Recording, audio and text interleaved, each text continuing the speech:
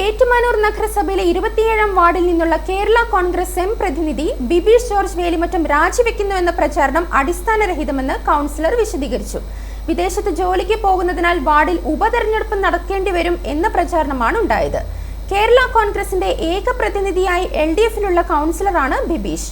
വിദേശത്തുള്ള സുഹൃത്തുക്കളുടെയും ബന്ധുക്കളുടെയും അടുത്ത് 2 ഘട്ടത്തിൽ ഇദ്ദേഹം പോയിരുന്നു. അവധിയെടുത്താണ് ഇദ്ദേഹം പോയതെന്നും നിലവിൽ നാട്ടിൽ പ്രചരിക്കുന്നത് അടിസ്ഥാനരഹിതമാണെന്നും കൗൺസിലർ മാധ്യമപ്രവർത്തകരോട് പ്രതികരിച്ചു. എന്നോട് ചോദിച്ച ചോദ്യം വെറും അടിസ്ഥാനരഹിതമായിട്ടുള്ള കാര്യമാണ്. നിലവിൽ വിദേശ രാജ്യങ്ങളിൽ ഈ ഒരു സാഹചര്യത്തിൽ ടൂർ എന്ന പോലെ ഞാൻ പല രാജ്യങ്ങളിലും പോയിട്ടുണ്ട്.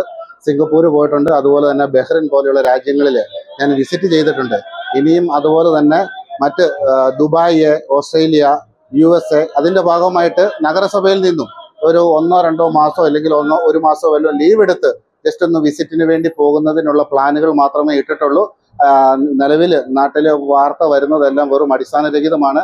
ഒരു ജോലിയോ ഒന്നും നിലവിൽ ഇതുവരെ എനിക്ക് ലഭിച്ചിട്ടില്ല എന്നുള്ള വിവരം ഏവരെയും സ്നേഹപൂർവ്വം അറിയിക്കുന്നു.